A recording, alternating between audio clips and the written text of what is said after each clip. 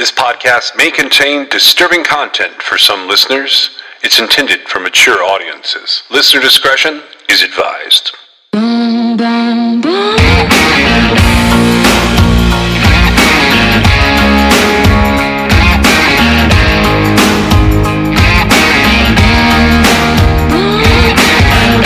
This is True Crime XS.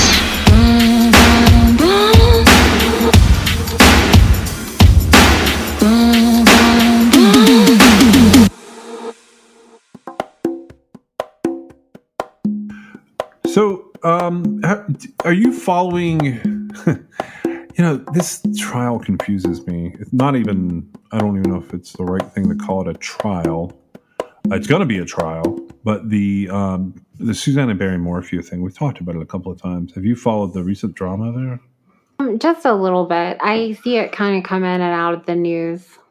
You had mentioned something a long time ago. You had mentioned to me that there was something weird about the DNA, and then so they finally arrested him. It took a really long time, and I guess maybe is that a case that people I don't know about? So okay, she had it was national coverage at a certain point, and then I know that he's out on bail, right? I think so. I think he's currently out on bail. Yeah, and that was weird. I believe it was late September he got bail, and it was a tremendous amount of bail. Yeah, so on Mother's Day of 2020, a Colorado mother of two named Suzanne Morphew, Morphew, she disappeared, and she has yet to be found. But there was a lot of speculation that her husband had killed her. Her bicycle was found, a helmet was found. I sort of looked at it and I wondered if it wasn't an animal attack. And I know we talked about it in terms of the podcast a little bit. On Two Bears Repeating. Bears Repeating. Yes. You remember that. That's one of my favorite episodes. Yeah. I mean, it's bad, but yeah. The name of the episode. So the way that we come to find out about this case is a neighbor calls. They can't find Suzanne. They call her husband. And then they end up calling 911. He, being the husband, Mr. Barry Morphew is her husband. He had been in Denver working on a project, and he got a phone call from the neighbor. I think that he called the neighbor. It's not a big deal, but it's sort of relevant. Well, I was just saying, so I was going from the background of the court motion that I'm looking at, and this, it basically says she went missing on or about May 9th through 10th, 2020. Initially, a neighbor raised concerns when he was unable to locate her.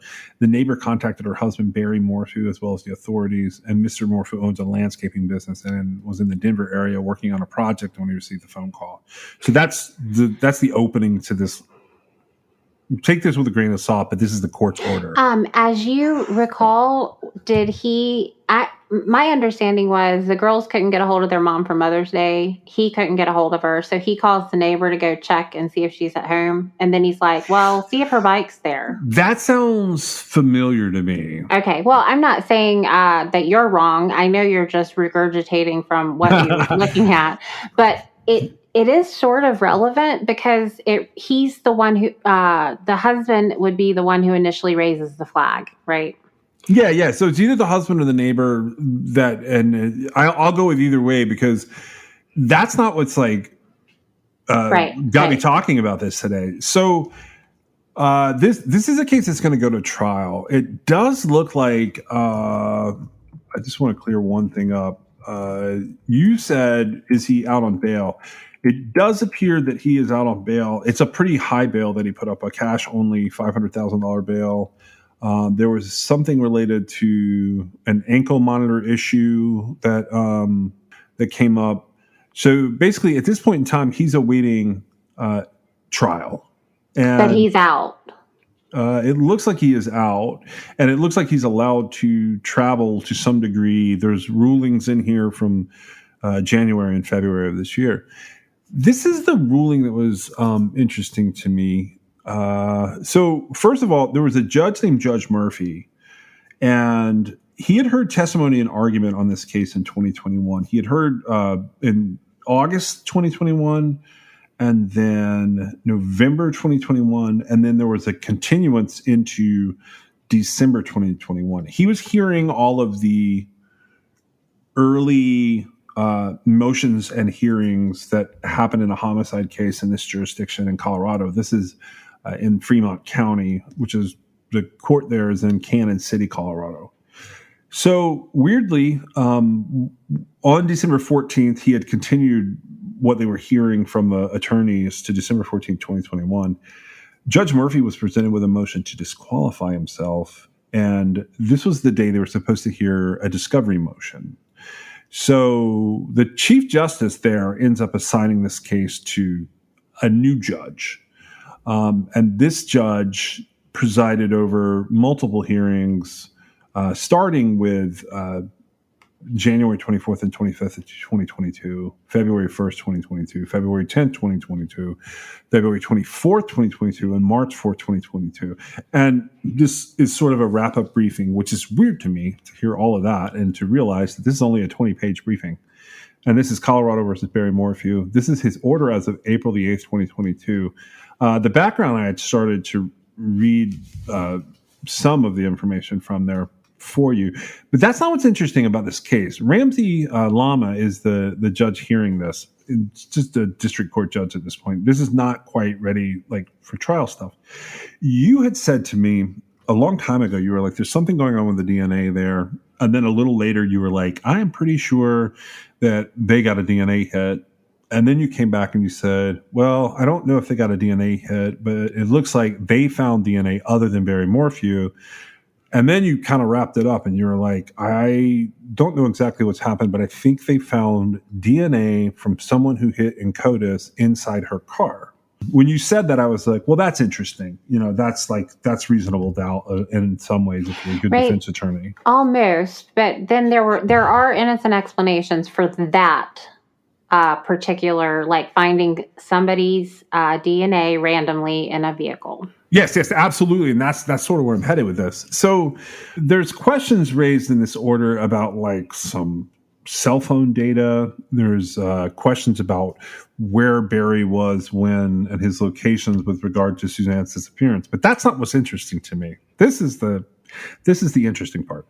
In the summer of 2020, Colorado Bureau of Investigation forensic analysis determined there was foreign unknown male DNA on various items on what was considered to be the crime scene. The interior cushion of the bike helmet, Mrs. Morphew's bike, the glove box and back seat of Mrs. Morphew's Range Rover.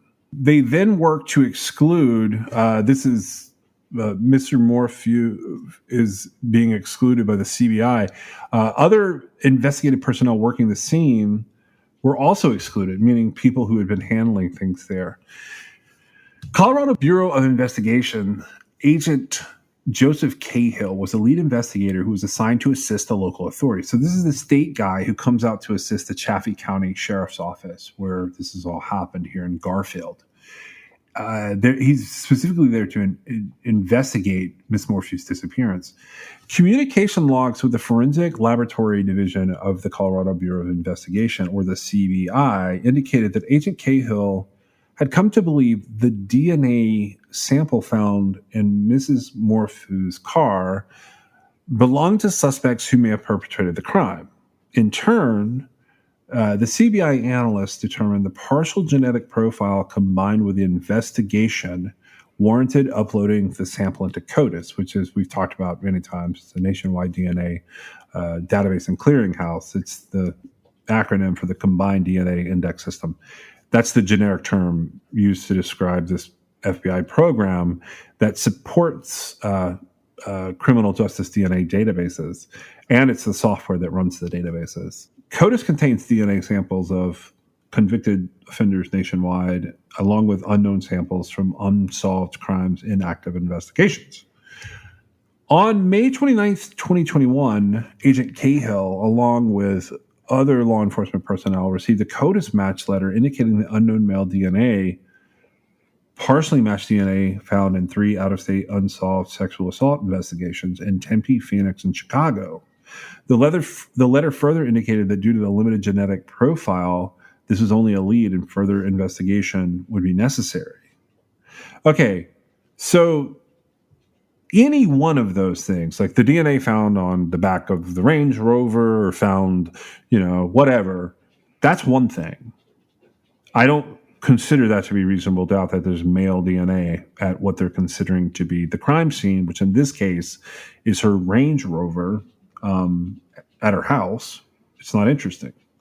What's interesting is that it matches 3 out-of-state unsolved sexual assault investigations in Tempe, Arizona, Phoenix, Arizona, and Chicago, Illinois. Correct me if I'm wrong, but it was a partial match. It is a partial genetic profile. Let's see how they phrase this. So they made a partial genetic profile out of the DNA found from the bike helmet cushion, her bike, the glove box and back seat of Mrs. Morphew's Range Rover. So that's basically at least 4 places they have somehow made a partial genetic profile out of it. And it matches, it's not a partial match, it's a partial profile that partially matches DNA found in 3 out of state. So it doesn't match Barry Morphew, but it matches someone who may either be or be related to. Okay, well, what I heard was, so they're either going to get a profile or they're not going to get a profile. I'm not really sure what a partial profile would mean, because, how do you get a partial profile, right? I'm just telling you what the word says in this order. I understand that. I wasn't really asking you. Oh, I got you. It was rhetorical. I was just explaining, either you have a profile or you don't. Now, to the extent you're looking at what you're testing there, I mean, there is no, you can't get a skin cell off of someone that it either is going to give you the DNA profile or it's not going to give it to you, right? Right. Anything that you pick up as evidence, it's either going to have it or not. And so what I heard when you were reading that out loud was that it's a relative. That's what I heard. I heard that the profiles that they pulled in, now I'm assuming, and this is a big assumption, they all matched each other, right? The profiles from the 6 different places or whatever that they got from the crime scene and the helmet and where else was it? The Range Rover. Right. So the bike, the helmet, and the car, multiple places in the car. Okay. And so all those matched each other, right? I didn't hear it said, I'm going to go with maybe. I'm assuming that all those matched each other. Okay. I haven't heard it said, but the logical assumption is that they've got this one profile, right? Yeah, foreign unknown male DNA. Okay. That seems to match according to what they're saying here. Okay, and so they add that to CODIS. I assume they added the one profile to CODIS. And from that, because unsolved evidence of crimes that are unsolved, the evidence gets put in and it's run against the profiles of known perpetrators, right? Constantly. It's constantly looking for matches. And so it hit on these cases in CODIS as a partial match, which means depending on how much of a partial match it is, for example, if it's a 50% match, that means that the perpetrator of Suzanne's, well, actually, I shouldn't say that. The evidence that came from Suzanne's case is either going to be a child or a parent. It's going to have that type of relationship because the only person you typically have a 50% DNA match with is your parent. Okay. And then if it's more of like a 0.25%, it could be a sibling. Right. Right. And so in this case, I don't know what it is. If they're doing touch DNA, it could just be that somebody touched this, right? Yeah. And so you're going to go from there. So a partial match, depending on where it is, is going to indicate a level of relation. And they need to do the genetic genealogy part of this to figure out one or the other, and go from there to figure out who. Now, and it's my opinion, the DNA is in too many places for it not to be. I don't know that it's relevant to her death, but it's in too many places to not figure it out, right?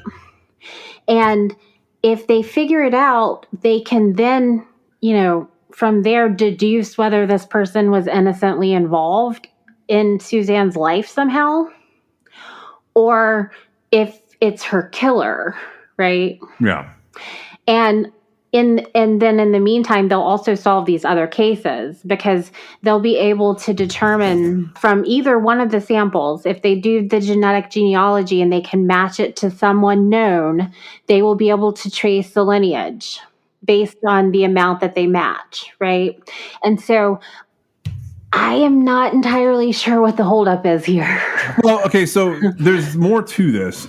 Sometime in late April, CBI detectives that were working on the case, they became aware that Chaffee County Sheriff's Office was going to arrest Barry Morphew, charging him with Suzanne Morphew's murder.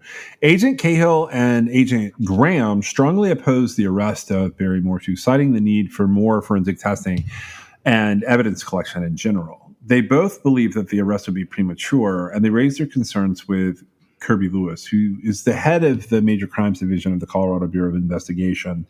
He, in turn, took those concerns to Deputy Director Chris Schaefer, and Mr. Schaefer called the Chaffee County Sheriff, who was a guy named John Spezze. I guess you pronounce it Spezze as Spezze. He advised him against arresting Mr. Morphew at that time. He expressed the concerns of Agents Cahill and Graham. It's the first time in the deputy director's career that he ever called a sheriff about holding off on a decision to arrest an individual. Shortly thereafter, CBI Director John Camper called the sheriff, and he reiterated the Bureau's concerns with arresting Barry Morphew. On May 4th, 2021, Alex Walker, he's a commander of the sheriff's office there, he authored a 129-page affidavit in support of the arrest of Barry Morphew on suspicion of homicide along with other charges. This affidavit states numerous agents from CBI had reviewed and edited the affidavit, but failed to state that the Bureau did not support the arrest of Mr. Morphew.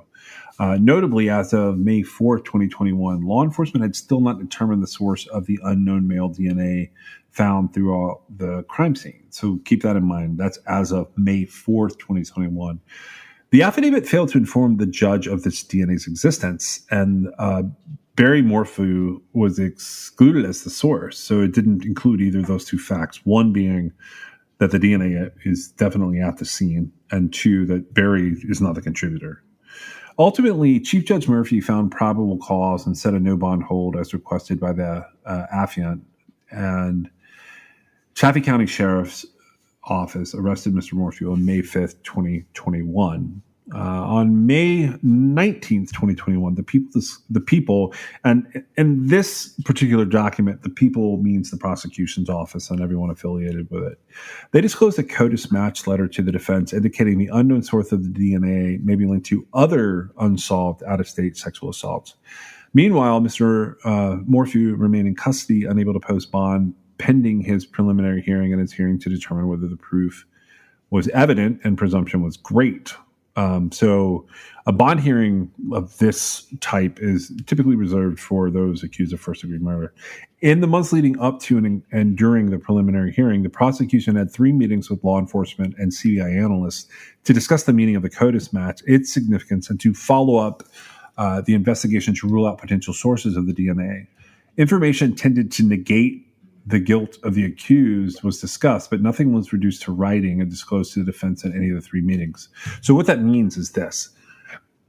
While everything's going on, preparing for the preliminary hearing, the lawyers for the state, the district attorneys, they are having conversations with law enforcement and CBI analysts about this CODIS match. And they are basically, they're theorizing what it could mean and this would be the development of what would be called exculpatory evidence.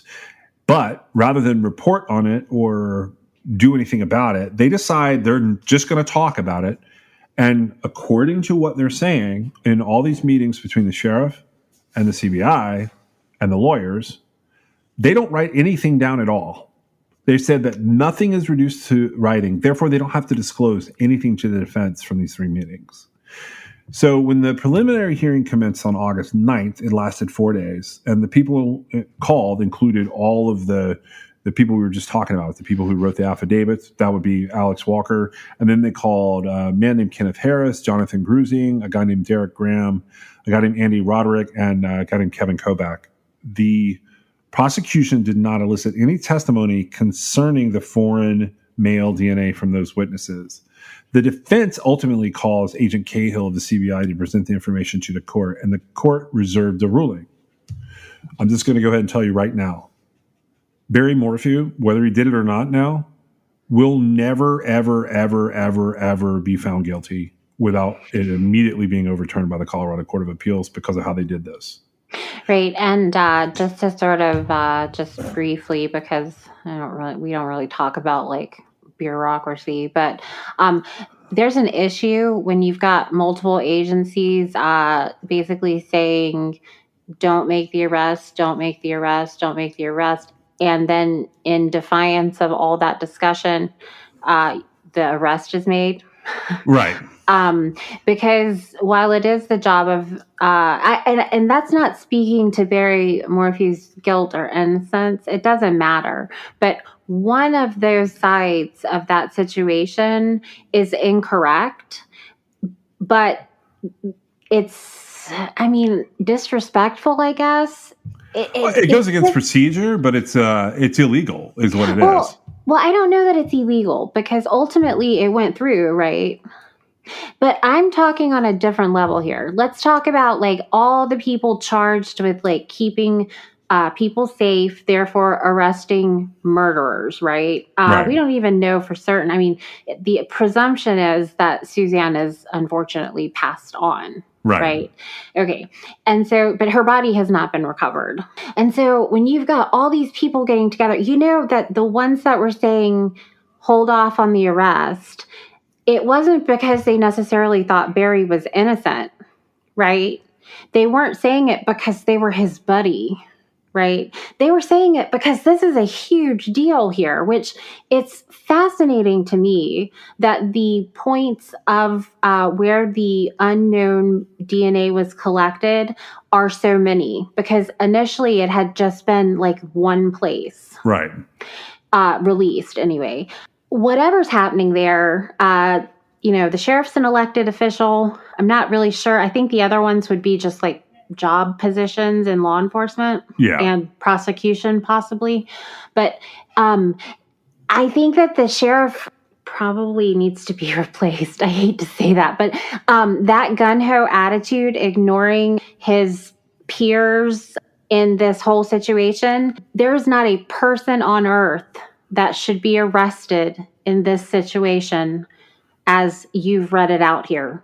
And so this isn't just about Barry Morphew. This is about a situation where you've got DNA evidence in 6 different spots that are, they're far enough apart that it's not coincidence, because you're talking about the helmet and the car and the bike, right? Yeah. And so somebody left DNA behind in those situations. Now, is it the killer? Well, who knows? But they didn't find 10 unknown male DNAs, right? Yeah. They found 1 unknown male DNA. And that's really important because because if it's a coincidental situation, that's where you're going to have a bunch of weird profiles showing up, right? Yeah. And there's going to be some sort of weird explanation for it that has nothing to do with the crime, more than likely, or her disappearance, more than likely. But it's those situations where you've got that one DNA profile showing up, right? Right. Because that's just, if it's going to be a coincidence, it's going to be a wide open coincidence. And when it gets narrowed down like that, you're looking at a situation like, well, this person left, their DNA somehow. And as soon as they find out who it is, they can find out what the deal is, right? I mean, one way or the other, they can find out how it got there. But no arrest should have been made at this point based on that information, unless, which I haven't seen it anywhere, unless they have done due diligence in somehow discounting it. And I'm afraid that with a partial match in CODIS, which is exactly what the system is designed for, right? Right.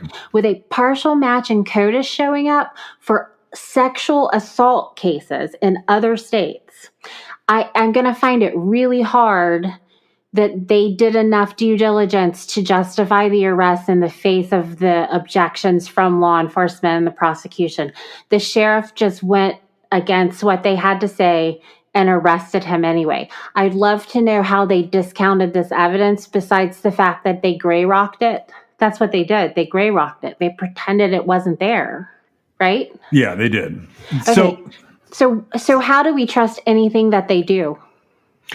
We can't at this point. We cannot trust anything related to this particular. It really makes me mad. This type of situation really makes me mad because, if he did kill her, he's not going to potentially get away with it. And the only other way, it's like there's some location data stuff that comes up that's interesting. But truthfully, the only way that this goes down where they get a conviction is if he hired whoever that person is. Then they they could basically spin this and say, we didn't know what to do with this because it didn't fit anything else we had. And it turns out that the defendant hired this other guy. So now there's and even if they lose, they can charge him with conspiracy to commit murder. Right. But regardless of what actually happened, they've got enough information to find the person and find out what they have to say about it. Yes. I mean, unless they just say, well, we're not going to talk. And at that point, I mean, they would have to be arrested as well because it is so prevalent. Because, again, I initially thought it was in one place, and I believe I read that it was on the glove box of her car. And my point of view on that was, well, that could have been the mechanic that pulled her registration out of there when she got her car inspected, right? Something like that. But this whole thing, with all these different places, as long as that profile matches. Now, if they don't match, that's a different story. But the way I inferred what was being said was there was one unknown male DNA profile found, and it was in all these different places, and that it had several CODIS hits, right? That's how you understand it too, right? Yeah. And so that's not a situation where it was the mechanic pulling the registration out of the car.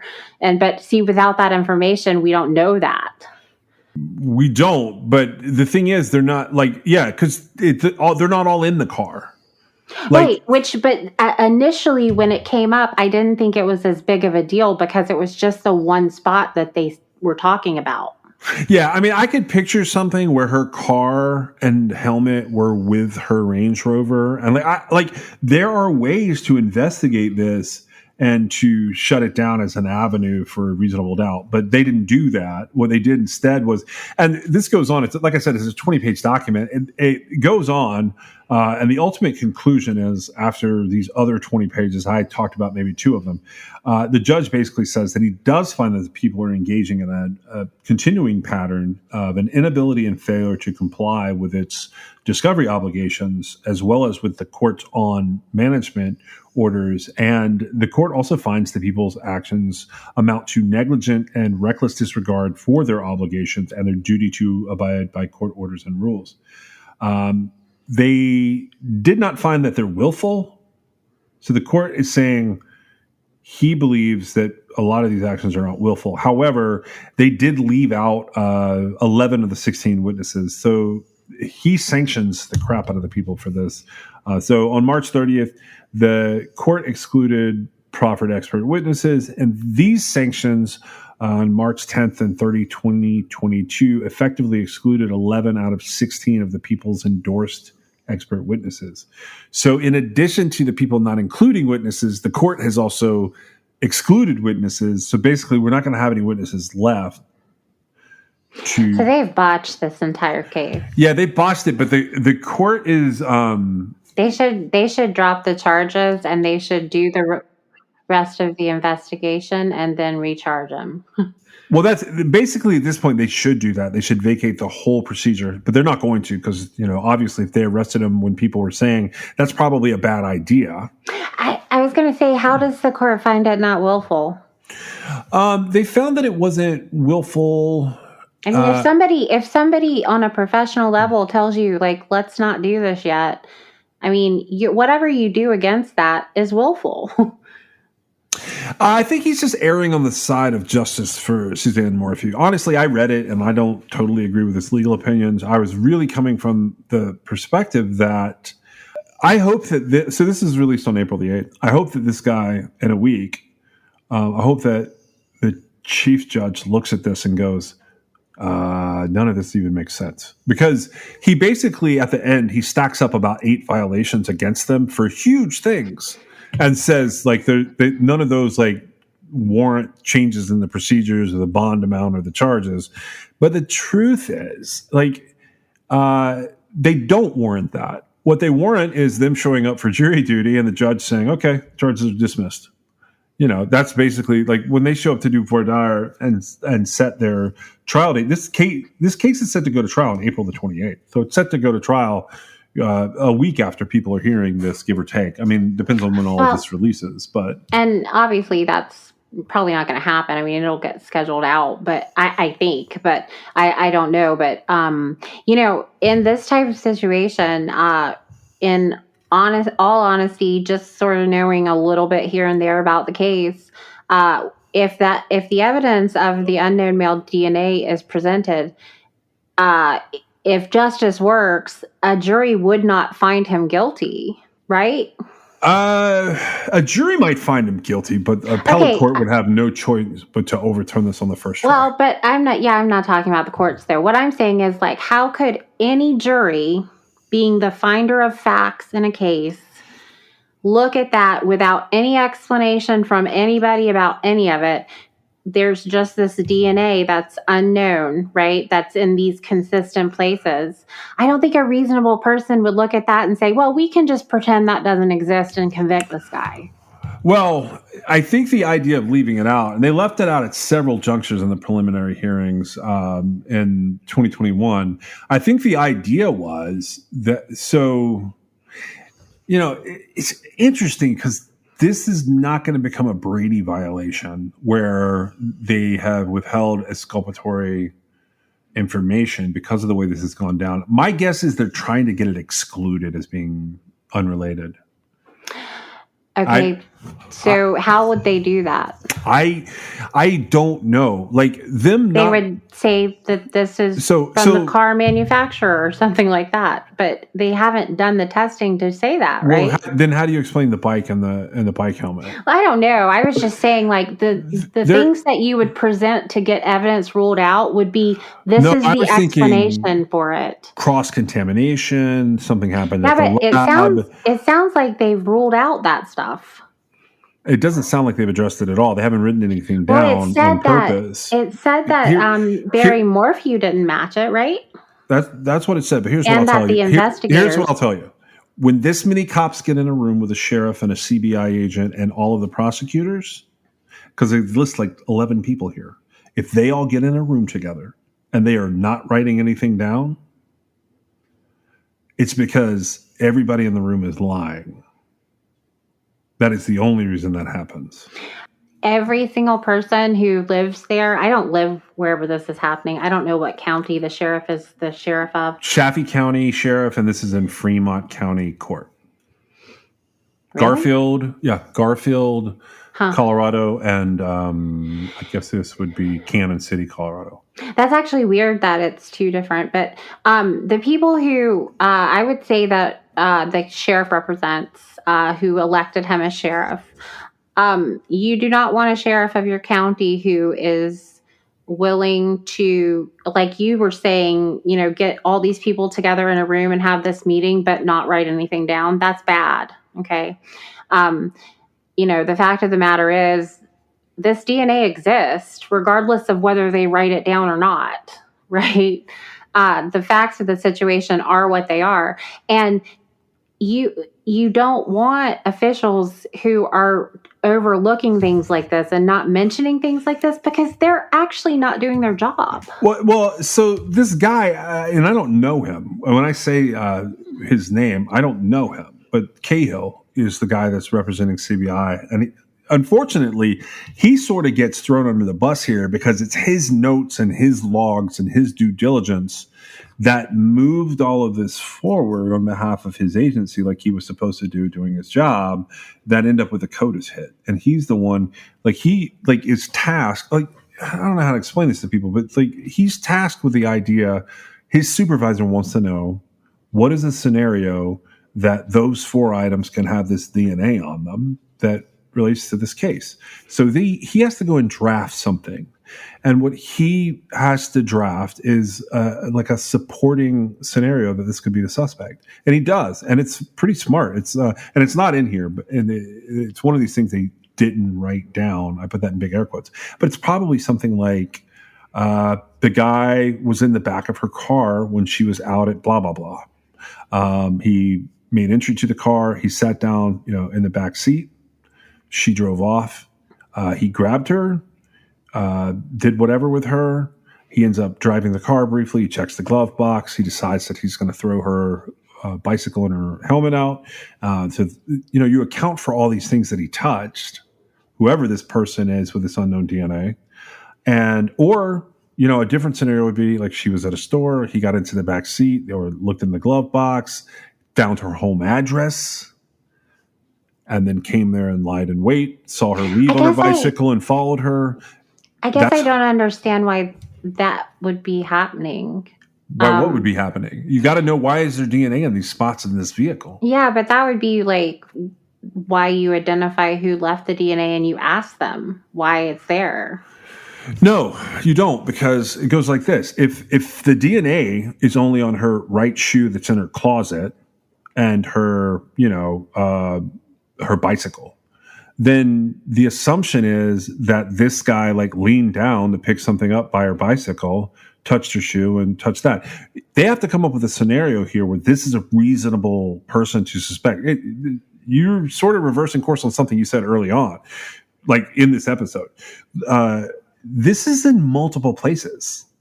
Right, but that's not what I'm saying. I'm saying that in this scenario specifically, which my understanding is it's a point of contention with some of the investigators. It's a point of contention with some of the investigators that this DNA exists, and that's why they were saying hold off on the arrest. They weren't saying don't arrest him. They were saying just hold off on it. Okay. And so based on that, it seems to me like they would be looking in with the end goal being for Barry Morphew to be arrested if that's what they think has happened. They would innocently explain away this DNA sample. Yeah, they would either explain it away as, I think you referenced some mechanic working on the car, which, Right. You were just saying that, the detective had to come up with a scenario. Well, anybody could write a story. I mean... No. That's not what it says in his communication log. His communication log says that after he was assigned this scenario, I'll read the sentence specifically. It's a weird sentence, and normally I would go, wait, what are they talking about? All right, so it says... In a communications log, which was admitted into the court, Caitlin Rogers memorialized a conversation with Mr. Cahill. The communications log specifically states that Mr. Cahill thinks the partial match relates to the suspect who perpetrated the crime.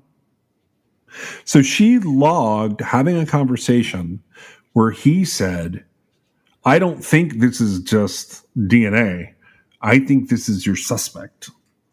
And in his scenario, he was talking about just the DNA on the rear passenger seat and the DNA found on the glove box.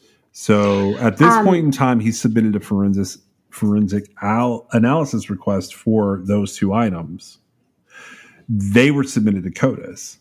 And they matched. They matched. Partially. But that profile that was developed matched, but they did not yet know that it was also from the bike helmet and the bike. Okay. And so that must have been where the trickle of information that I got out of the situation came from. And so based on that alone, okay, it's not that they can't ever arrest Barry Morphew for this. They've got to have an explanation for that. Because of where it's found. And what I mean by that is they've got to be able to say, this DNA belongs to this person, and this is why it was there. And that person would need to testify if they want to convict Barry Morphew. Without that, you've got unknown male DNA found in multiple places related to the crime. It is like the very definition of reasonable doubt. Right. And that's where I bang my head on the wall, because the judge did a nice thing here and he put relevant witness testimony into summary. So for the January 24th through 25th, and then the February 1st hearings, he summarized each person who spoke and why it was an issue. So he starts with Commander Alex Walker. This is the guy who wrote the long, arrest document. You've seen these before. They're massive and things repeat themselves, but this is a 129-page arrest affidavit that he is having a judge sign so that he can arrest Barry Morphew. That's the whole purpose of this document. And he says on January 24th, the court heard testimony from Commander Alex Walker. Meeting was convened on September 2nd, 2021 with CBI analyst. This is the girl who did the DNA, Caitlin Rogers. The defense learned of the meeting because Mrs. Rogers kept a communication log and provided it to the defense like she was supposed to. The people never disclosed the meeting to the defense or what was discussed. In attendance was Sheriff Spezzi, Detective Burgess, Jeff Lindsay, Mark Hulbert, Aaron Pembleton, Jonathan Grusing, Ken Harris, Derek Graham, and many, many other investigative personnel. Well, I already named a dozen people, so I don't know how many other there are. In the meeting, this group of individuals discussed, among other things, who to test next, who to swab, and where the investigation was heading. The individuals were still actively trying to determine who the unknown foreign male DNA belonged to at this time. Commander Walker did not take any notes and did not generate a report. Neither did any other law enforcement personnel, including the district attorneys. But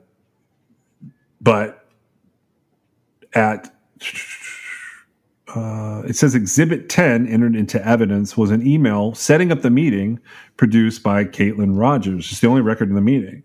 Alex Walker did not think he needed to turn over the email because it was just a logistical in nature. It contained scheduling information only. Walker agreed with the defense that the meeting discussed exculpatory information, but no one took notes or generated a report. So on August 2nd, 2021, Alex Walker had a meeting with Cahill to discuss the DNA CODIS match. No notes were taken. Yet Alex Walker conceded the topic of the discussion was also exculpatory. There are 3 meetings regarding the unknown male DNA and CODIS match. No notes were taken at any of the 3 meetings, nor were any reports issued. Alex Walker believed he saw the CODIS match information on August of 2021, but the report and attachments were not disclosed to the defense until September 2021. The initial CODIS match letter regarding the 3 CODIS hits from Megan Doogie at the FBI was received by law enforcement on May 19th of 2021 and was later turned over to the defense. But Alex Walker testified that he did not know about the CODIS match letter when he drafted the probable cause affidavit, which is signed by him on May 4th, 2021. So he wouldn't have then, but he should have shortly thereafter, and then they start playing games. Well, it sounds like the whole thing is a game because I know that once you've been called out for doing something stupid, you've got to give some sort of, I want to say defense, but it's not like they're really going to get in trouble. This is just an argument, an adversarial, process for the court, right? Yeah. So why did you do this? Well, your answer isn't going to be because I'm stupid, right? And so I'd like to think that, so basically they're saying, well, why didn't anybody take notes? And they're like, well, it was just logistical. And I, having sort of a smart mouth sometimes, would say, if you believe that meeting was just logistical, I will accept your resignation. Well, no, he wanted to say the email was just logistical, but he was like, their whole point of burying what was. He said that the reason that the meetings were just logistical. That's why there were no notes taken. Yeah. Well, he didn't turn over proof of the meeting. Caitlin Rogers did. And he didn't include anything about the meeting because nobody wrote anything down about the meeting. Right. But see, then the response is, well, it was just logistical. Well, the actual real response is, well, I'm stupid. I don't know how to do my job.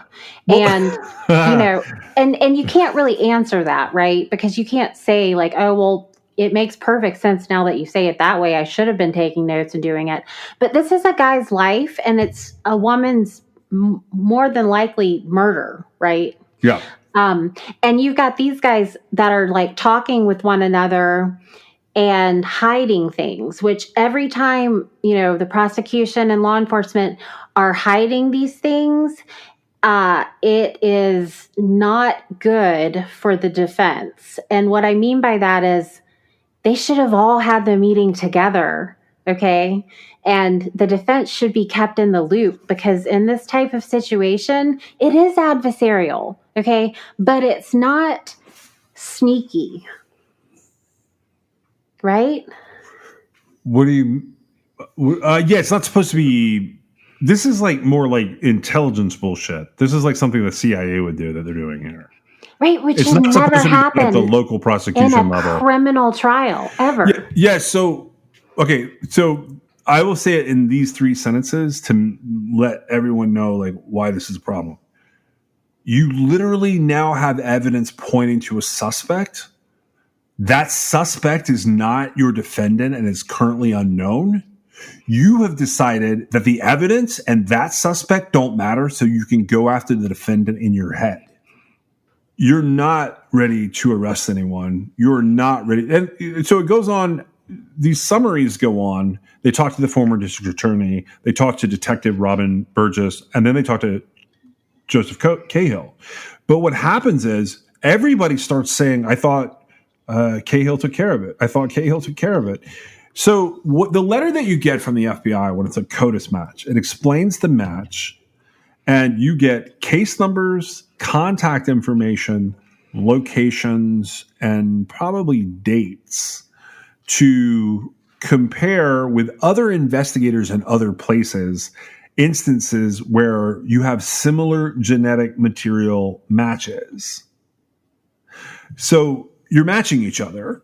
You're given this information. And what Detective Robin Burgess says is that he followed up, I put that in quotes, with an Illinois detective that was identified in the CODIS letter received on May 19th, 2021, and that he was under the impression that the Phoenix and Tempe matches had been followed up on already or were being otherwise handled. He doesn't go far as to specify what was going on until the judge asked him specifically, and he says that he was under the same impression that Alex Walker, that, Joseph Cahill had followed up on it. And he even says that Agent Cahill told Detective Burgess that it was taken care of. That turns out to not be, taken care of. It was taken care of in that, like, I'm just going to ignore this and we're going to put her husband away and we're good. No. That's not what he's saying. What Detective Cahill did was, hey, boss, these morons are about to arrest Barry Morphew. Can you please stop it? Oh, he's on that side. Okay, I'm sorry. Yeah. Agent Cahill taking care of it when he said that basically meant our bosses are going to work this out and you guys aren't going to do anything stupid, except they had already done the stupid stuff. Okay, I understand, I think, everything you just said. My question would be, like, if everything's taken care of, could you give me the information you gathered? Because my case is still open, and I need to know who it is that partially matched the profile from my case. No, his point was, I'm saying it's taken care of, and the big boys are going to go talk about it. Like, I can't tell you because I don't know. I see. Okay. But I can't tell you that I don't know, and I'm not allowed to email you, and I can't call you and leave a message, and I can't put anything else in this log. Well, this illustrates a really good point, which would be that, like, we can have all the DNA matches in the world, like matching evidence to crime scenes, partially matching people. And if we don't have the flow of communication and comprehension to make it into something, it's useless. It's worthless, you know? So I'm just saying that, that's another hurdle that's going to have to be overcome, because in this situation they have everything they need to solve all these cases, Yeah. to the extent that the unknown DNA becomes a known profile, right? Yeah. And they're choosing not to do it, or I'm not really sure what's happening there. I do think, though, that don't you think it's, as opposed to maybe like malfeasance, wouldn't you say that it's just like one of the investigators would say, we've done so much work and I'm so sure that her husband did it. This is why we've taken this path. That's totally what they would say. They think they're right. That's Right. what I'm saying. They do not let your evidence that matches a criminal stand in the way of my defendant that I've already decided in my head is the defendant. Right. And so that's where innocent people end up going to jail. Uh-huh. And not even on purpose. It's not like they're sitting there going, I hate Barry Morphew. It's just, I decided that the husband did it, and I, don't have the critical thinking skills or the thought capacity to get out of a $50,000 a year job. So instead, I have made this one of the perks of my job is I get to decide what is correct and what is not. Damn the courts. Right. And it's the type of person that nobody wants investigating crimes like this. Correct. That are serious, because we are the ones who end up suffering for that, because, the evidence is there. There's no reason for it. Well, the way that this order is written, before this goes to trial, I highly expect that there will be an appeal of the order, which is going to sound weird, but like, it doesn't make sense to say. What is the order? Well, so the conclusion of the court is the court finds, whereas for the reasons stated above and the court's discretion, the court concludes as follows. 1, the court finds a continuing pattern of inability and failure to comply with discovery rules. They find that the people's actions amount to negligent and arguably reckless disregard for discovery rules and the ability to abide by court orders. It does not find that the people's actions amount to willfulness. The defense requests the following sanctions: dismiss the case, reduce the charges, set a reasonable bond, i.e. reduce the current bond, reimbursement of attorney fees and costs for time and expenses incurred. The court finds the following as it relates to the request for sanctions. On March 10th, 2022, the court sanctioned the people for their continued violations related to expert disclosures, and numerous experts were excluded as a result. The court excluded the following prosecution experts: Megan Doogie, Andrew McDermott, Kevin Hoyland, James Stevens, Kenneth Hicks, Alex Walker, Andy Horick, Jonathan Grusing, Derek Graham, Ken Harris. So they were excluded as expert witnesses. And then that second set were not permitted to provide expert testimony, but could provide lay opinions. And then Caitlin Rogers was allowed to provide expert testimony, but restricted to the 4 corners of her current report. 4 corners of a report means whatever's on paper, she can talk about it, but she cannot go outside of the 4 corners of what she has already put on paper. On March 30th, 2022, the court excluded another proffered expert witness, which is Doug Spence, albeit this is based upon the stipulation of the people. These sanctions on March 10th and March 30th effectively excluded 11 of the 16 of those witnesses. 3 additional experts were excluded on other grounds.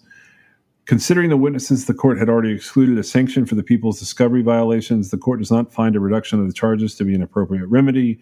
The court is also mindful that the defense is now in possession of exculpatory information, which cures much of the prejudice because they have it in their hands, basically. The court did not find willfulness on the part of the people, therefore dismissal of the case is beyond the court's discretion. Basically, he's saying because he thinks they did it because they're stupid, not because they're corrupt, he can't kick the case because they would have to be corrupt for him to kick the case. Does that make the sense to that sentence? Right. Yeah. So then the court does not find reducing the bond is an appropriate sanction because basically he's already out, I think, on bond. Regarding the internal affairs file that's been denied relating to requests for sanctions, as the people do not have constructive possession of some IA file. I don't know exactly what that is yet. There's something related to the Range Rover data that's denied because the court does find that the people failed yet again to comply with the court's disclosure deadline related to the data. And as to the motivation behind removing Agent Cahill from the case, the court does not find a discovery violation. However, the defense is free to inquire about it at trial before jury. The court concludes additional sanctions are not appropriate at this time. However, the court will serve as this order will serve as a baseline for future orders related to discovery violations. Case is set for trial to begin on April 28, 2022. So this judge just probably wrecked the case.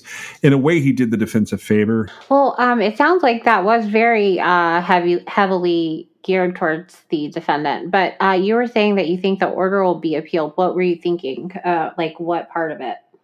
Well, he uses the word willful and then states he didn't find anything was willful. So, I mean, that alone would be my basis for the appeal. He's basically saying that they did all of this on purpose, but somehow that doesn't amount to willful discovery violations.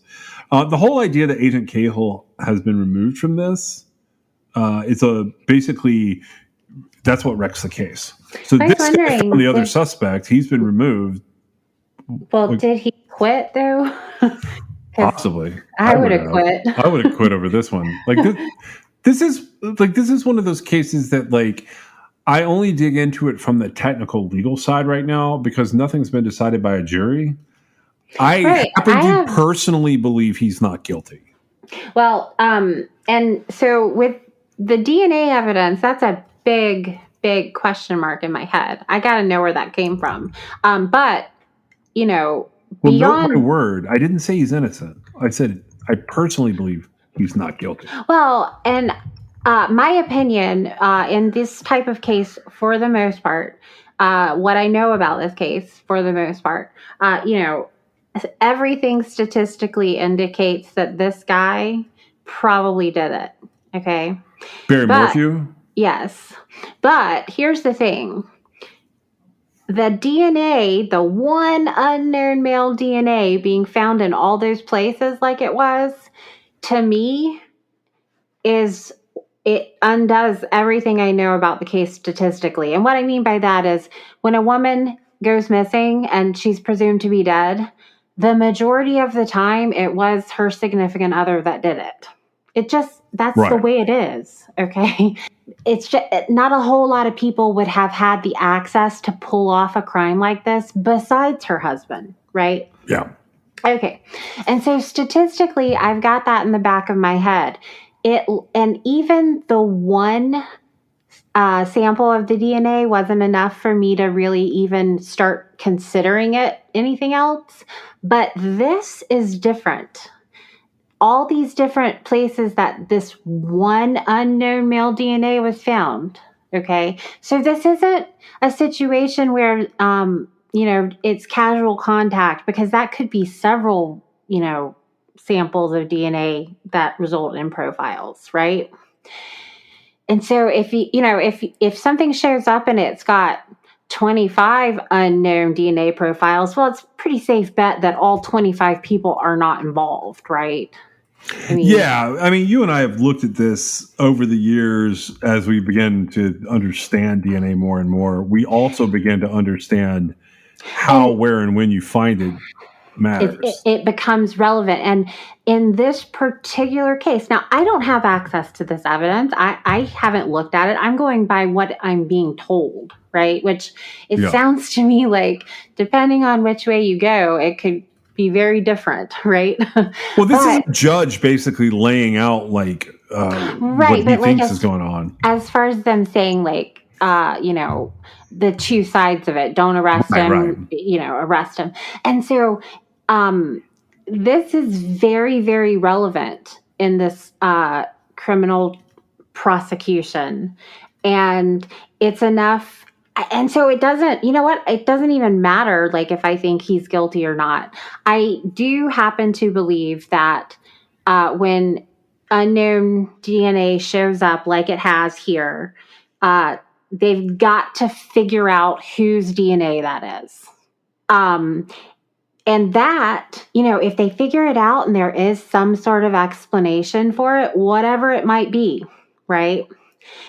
To me, that would help get rid of the reasonable doubt that the unknown. You don't arrest a suspect until you rule out that person who left their DNA in very relevant places. And Absolutely. I understand, but here's the thing: like, the minute they got that letter, they should have backed off. You don't double down. Right. And so that's where I feel like the justice system is broken, because how is that the reaction of prosecutors? Like, don't they want to know whose DNA it is? Thank you for joining us. We are sponsored by LabRottiCreations.com. You can check them out at LabRottiCreations.com, and you can still use the code CRIMEXS for a fun pop pet portrait of your own pet. You can also reach us on Twitter, Instagram at TrueCrimeXS, or you can give us a call if you know anything about any of the cases that we're talking about at 252-365-5593. You can also reach us at Gmail at truecrimexs@gmail.com, and you can check out our website at www.truecrimexs.com. We'll see you next time.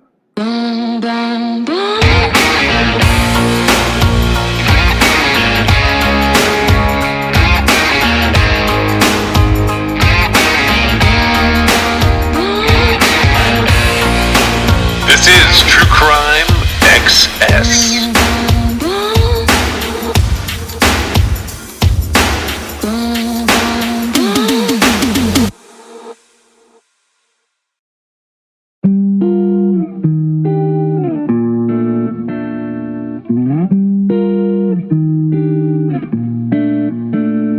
It's okay to cry as long as you let him go.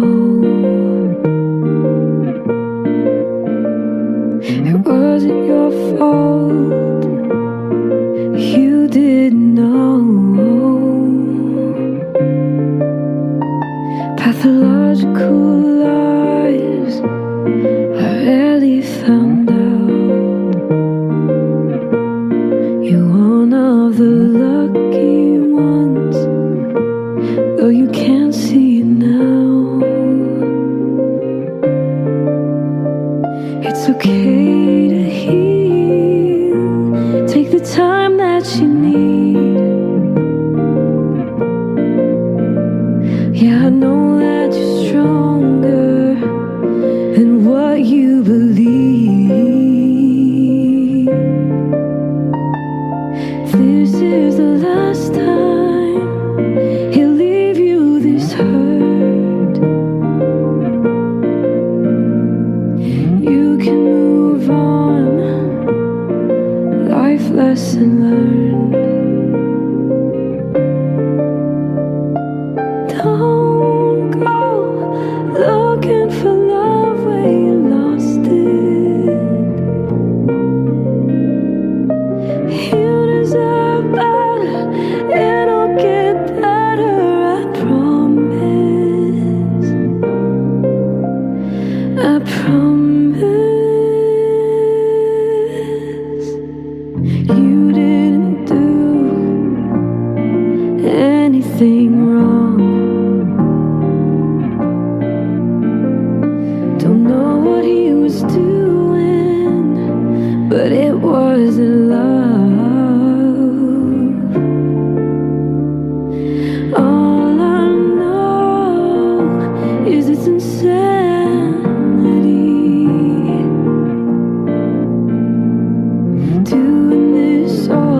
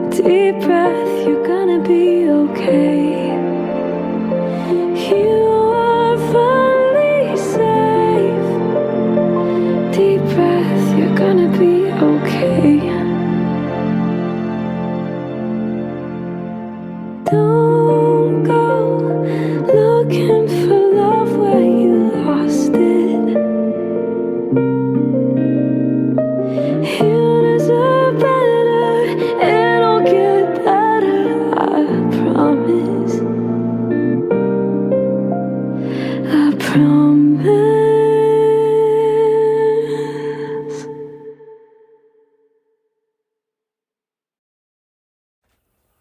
We pretty literally record every week, but we don't always use what we've recorded in cases where there's like a looming legal question.